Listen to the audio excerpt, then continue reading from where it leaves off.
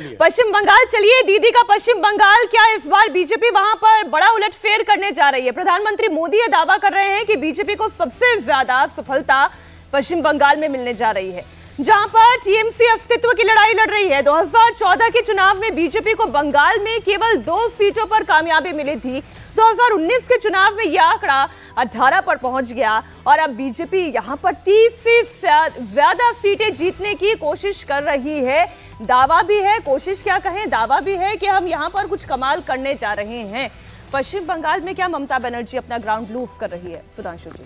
बिल्कुल, अब की बार के वहां के जो चुनाव के नतीजे निकलने वाले हैं वो आश्चर्यजनक निकलने वाले हैं, क्योंकि वहां पे लोगों में इतना आक्रोश है इसके लिए, ममता जी के लिए।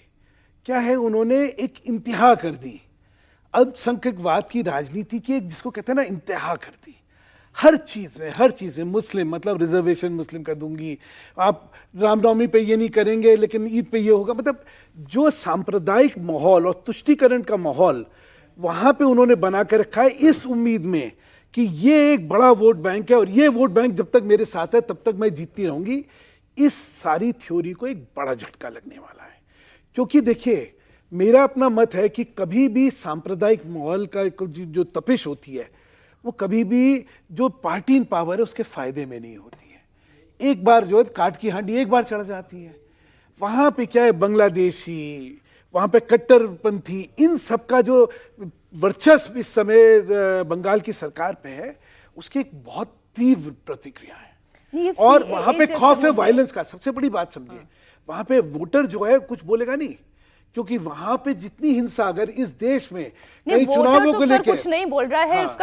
इसका एक ताजा उदाहरण ये है कि हमारे सहयोगी अमित पालित, वो बंगाल के ही रहने वाले हैं, तो चुनाव था तो वो भी बंगाल के दौरे पर चले गए। मैंने पूछा भाई क्या माहौल है, कि वोटर इतना साइलेंट है बंगाल का, वो कुछ बताता नहीं है, उसको खौफ है।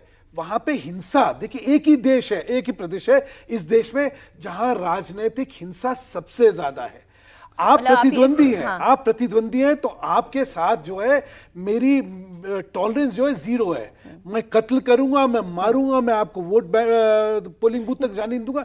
एक इकलौता राज्य पश्चिम बंगाल, 24 के चुनाव में इकलौता पश्चिम बंगाल ही है जहां से इस तरीके की हिंसा की खबर आई है। रशीद जी, देखिए, लेकिन ये जो चुपचाप वोटर कर रहा है, ऐसा तो नहीं कि चुप्पे चाप कमल छाप बताने की जरूरत नहीं, ऐसा तो नहीं, ये तो नहीं होने जा रहा है। बिल्कुल, आप ऐसा मुमकिन है, लोकतंत्र है।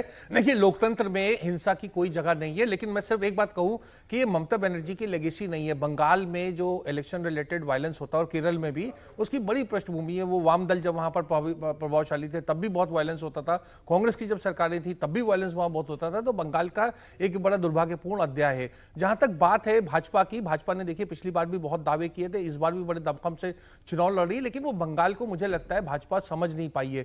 जिस तरीके की बात होती है, आप बात वहां करें घुसपैठिया, अब वो घुसपैठिया शब्द जो है वो वहां बंगाल में समझ में नहीं आता है, क्योंकि वहां जो ईस्ट बंगाल और वेस्ट बंगाल का जो मामला हुआ, विभाजन और उसके बाद में लोगों का आना जाना, वो धर्म के आधार पर नहीं हुआ है। और बहुत से लोग ऐसे हैं कि जो बाद में आए, जो बंगाली मतलब जो हिंदू जनता है वो भी उधर से आई है। तो ये घुसपैठिया वाला शब्द जो है ना, वहां उनके कान को सुहाता नहीं है। बहुत सी ऐसी बातें हैं। मैं तो सीट वाइज में कह रही हूं, एक फर्क है रशीद भाई, आप जो कह रहे हैं उसमें सिर्फ एक फर्क है। देखिए, हिंसा, राजनीतिक हिंसा पहले यूपी में भी होती थी, बिहार में भी होती थी, ऐसा नहीं है। लेकिन आज के दिन सिर्फ एक ही जगह है, बंगाल, केरल में भी इतनी नहीं बची, एक ही प्रदेश है जहां राजनीतिक हिंसा चरम सीमा पे है, वो बंगाल। क्योंकि वहां पे जीत का फॉर्मूला ममता बनर्जी के लिए है कि एक तो मुसलमान की वोट को एकत्रित कर दो और दूसरा अपने प्रतिद्वंदी को इतना खौफ पैदा कर दो कि वो पोलिंग बूथ तक जाना पाए। लेकिन ये चलेगा नहीं, ये चलता नहीं है।